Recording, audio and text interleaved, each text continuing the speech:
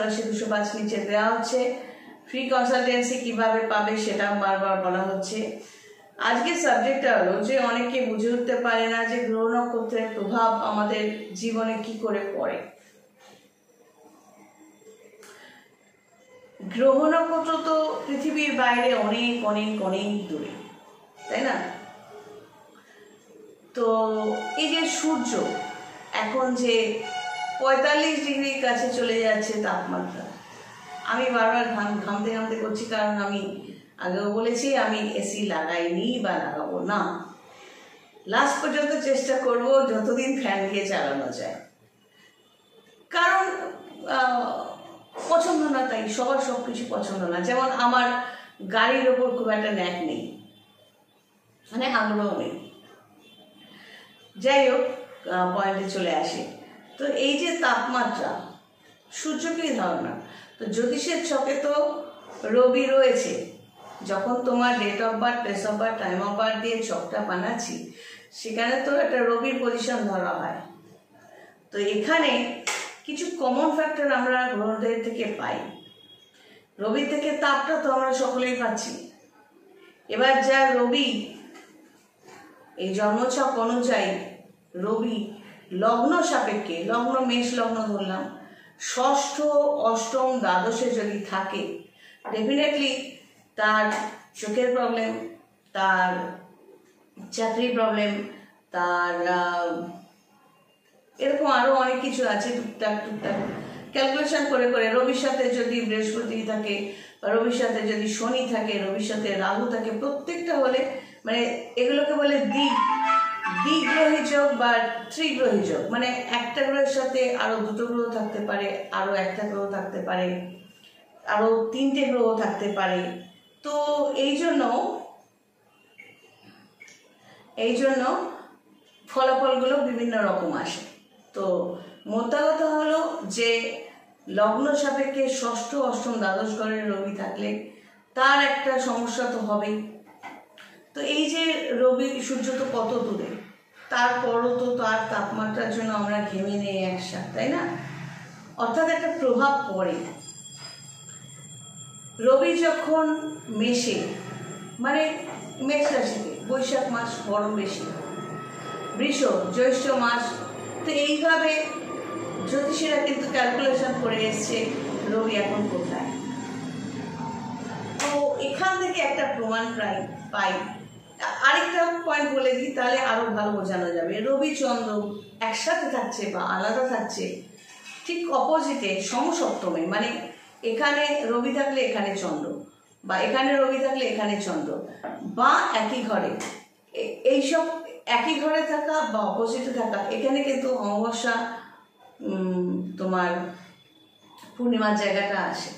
তো জ্যোতিষীরা এইভাবেই ক্যালকুলেশন করে এসছে রবিচন্দ্রের পজিশন দেখে, যে জ্যোতিষী হিসেবে আমি বললাম আজকে পূর্ণিমা, বা আজকে প্রতিপদ, বা আজকে একাদশী, হ্যাঁ, আর ক্যালেন্ডারও তোমরা দেখছো। তো এই যে রবিচন্দ্রের প্রভাবটা যখন পূর্ণিমা বা অমাবস্যা হচ্ছে, তখন হয় রবি আর চন্দ্রের মাঝখানে পৃথিবী থাকছে, বা রবিচন্দ্র এক সাইডে থাকছে, পৃথিবী এই সাইডে, দুজনে মিলে একটা টান তৈরি করছে পৃথিবীর ওপর। হয় রবিচন্দ্র দুদিক থেকে টান তৈরি করছে, অথবা রবিচন্দ্র একসাথে থেকে পৃথিবীর ওপর টান তৈরি করছে। রবি, চন্দ্র, পৃথিবী, এই টানের প্রভাবে জল স্তর, মানে সমুদ্র, নদী, এগুলোর ওপর ঢেউগুলো প্রচণ্ড উঠে আবার নামে। এই ওঠা নামাটার মানে কি? যেহেতু গ্র্যাভিটেশনাল পাওয়ারের জন্য এই জল স্তরটাও কিন্তু পৃথিবীর সাথে সাথে ঘুরছে।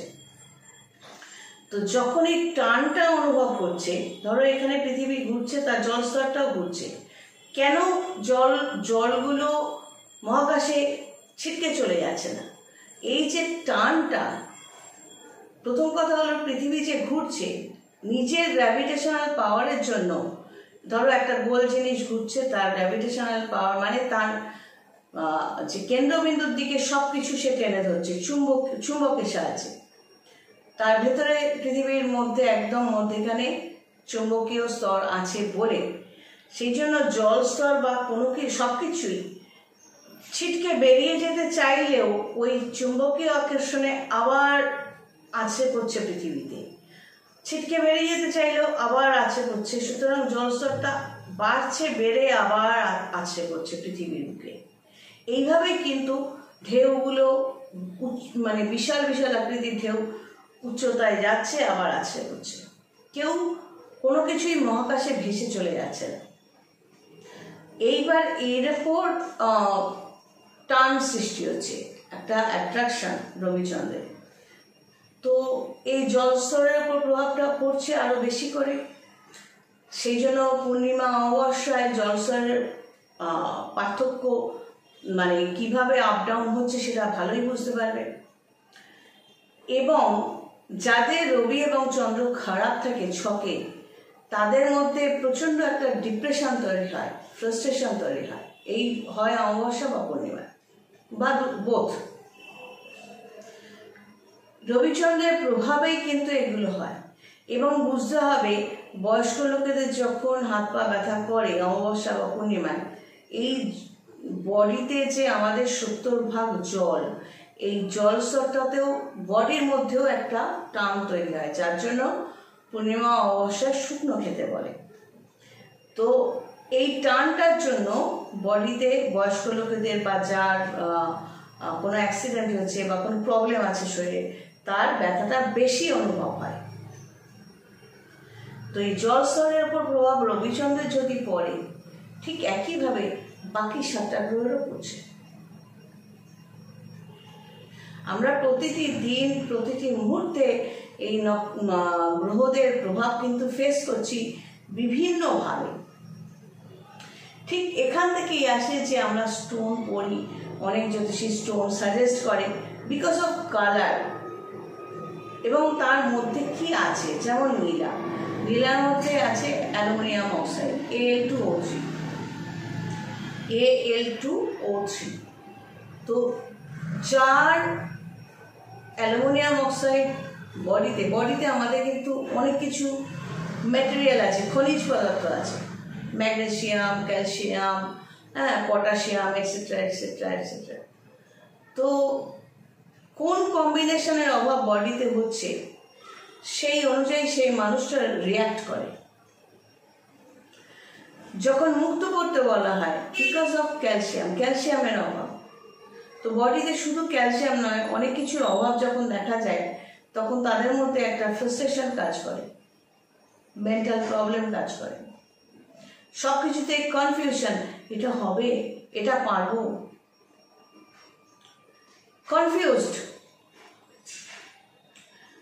তো এই 9টা গ্রহের জন্য 9টা পাথর ব্যক্তিগতভাবে আমি কখনো পড়তে বলি না, কারণ 9টা পাথর 9 দিকে টানা মানে হচ্ছে 9খানা বাবা 9 দিকে টানছে। এর চাইতে ভালো জ্যোতিষী দেখিয়ে তার সাথে কনসাল্ট করে তারপরে পাথর নেওয়াটা দরকার। মাঙ্গলিক মানেই প্রবাল নয়, মঙ্গল খারাপ মানেই প্রবাল করে বসে থাকবে তা নয়। এগুলোর ভালো এফেক্ট যেমন আছে, খারাপ এফেক্টও আছে। এবার বুঝতে হবে প্রবালটা কি। প্রবাল এই একটার থেকে আরেকটা অনেক চলে আসে। প্রবাল বা পলাটা কি, ওটা কিন্তু সমুদ্রে কতগুলো কীট জাতীয়, কতগুলো প্রাণী জাতীয় আছে যেগুলো অ্যাকচুয়ালি জীবিত। এবার ধরো এখানে এতটা প্রবাল, তারা জীবিত। এবার আস্তে আস্তে কি হয়, তাদের বংশবৃদ্ধি হচ্ছে, এবার পেছনেরগুলো মরে যাচ্ছে, সামনেরগুলো জীবিত।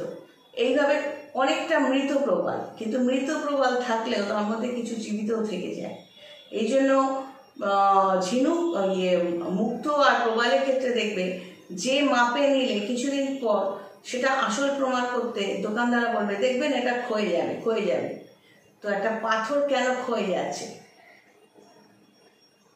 মানে এই জীবিত মৃত একসাথে থাকতে থাকতে এই যে একটা জিনিস পাওয়া গেল লাল রঙের, এটাকে সবাই নিয়ে এসে বিক্রি করছে। তো এই লাল রঙটা মানে যার মঙ্গল খারাপ বা যে মাঙ্গলিক, সে প্রবাল করলেই কি সমস্ত সমস্যার সমাধান হয়ে যাচ্ছে? ডেফিনেটলি হচ্ছে না, তার রোগ মুক্তিও হচ্ছে না, তো সে সমস্যা থেকে বেরোতেও পারছে না, ডেফিনেটলি হচ্ছে না। যে ঘরে গোপাল পুজো করছে, যে ঘটা করে পুজো করছে, তার সব সময় সবকিছু সলিউশন বেরিয়ে যাচ্ছে? ডেফিনেটলি হচ্ছে না। কারণ কি? কারণ তারা সিস্টেমে নেই। শুধু পড়লাম আর খেলাম ওষুধের মতো, বা হাতে ধারণ করলাম, বা এখানে ধারণ করলাম, বা গলায় ধারণ করলাম এক গাদা পাথর কবচ, তাতে যদি হয়ে যেত, তার মানে হলো ডাক্তাররা তোমার একটা বড় রোগ হয়েছে, ডাক্তার ভালো ওষুধ লিখে দিলেন এবং সঙ্গে কিছু নিয়ম বলে দিলেন, তুমি নিয়মকানুনের ধার ধারে নিলে প্রেসক্রিপশন থেকে বাদ দিয়ে মাদুলি করে পড়ে রইলে, তাতে তোমার রোগ কমবে? তো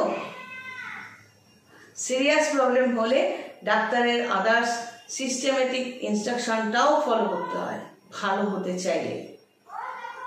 শুধু ওগুলো পড়ে থাকলে হয় না বা খেলে হয় না।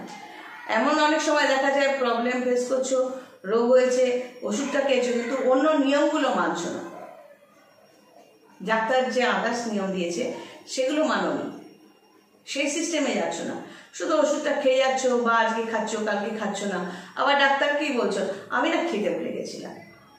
তোমার রোগ তুমি বুঝবে, ডাক্তারের তো কোনো দায় থাকে না।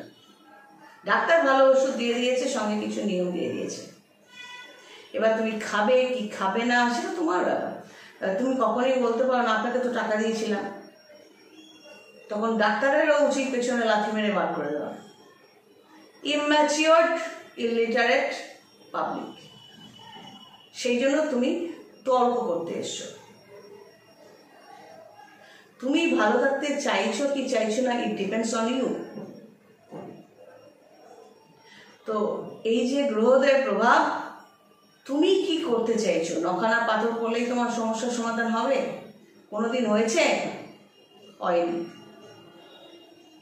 আমি এত বছর ধরে 17-18 বছর ধরে এই লাইনে আছি, আমি কোনোদিন কারো মন রেখে কথা বলার চেষ্টা করি। যেটা তোমার জন্য ভালো আমি সেটাই বলবো, এবং ডেফিনেটলি সেটা তোমার জন্য খারাপ লাগতে পারে, তোমার খারাপ লাগতেই পারে। যারা ভালো ভালো বলবে অ্যাপসে 1 নম্বরে জ্যোতিষী তান্ত্রিক আছে, তাদের কাছে ঘুরে এসো, তারপর যদি মনে হয় তখন আসবে। আমি তো শুনি সবাই বিভিন্ন জায়গায় অনেক টাকা দিয়েছে, ঠকেছে, তো আমি কি বলবো? Option is yours, choice is yours. গ্রহদের প্রভাব আমরা প্রতিটি মুহূর্তে ফেস করছি। রবিচন্দ্রের উদাহরণটা দিলাম, এভাবে প্রত্যেকটা গ্রহের প্রভাব ফেস করছি। তো এটা দরকার আছে জ্যোতিষীর সাথে কানেকশন রাখা। জ্যোতিষীর নামে যারা ভরংবাজি করছে, ভরে পড়ছে, এই করছে, চট করে মাদুলি তাবিজ দিয়ে তোমায় গ্যারান্টি দিয়ে দিচ্ছে, হয় তাদের কাছে যাবে, আর নাহলে খুঁজবে, খুঁজতে খুঁজতে সঠিক লোক কি নেই? অনেক আছে, আমি ছাড়া আরও আছে। সঠিক লোকের কাছে গিয়ে সঠিক গাইডেন্সে যাবে, তখন মনে হবে জ্যোতিষবিদ্যার দম আছে। চলো আজ এই পর্যন্ত, সবাই ভালো থেকো, God bless and take care.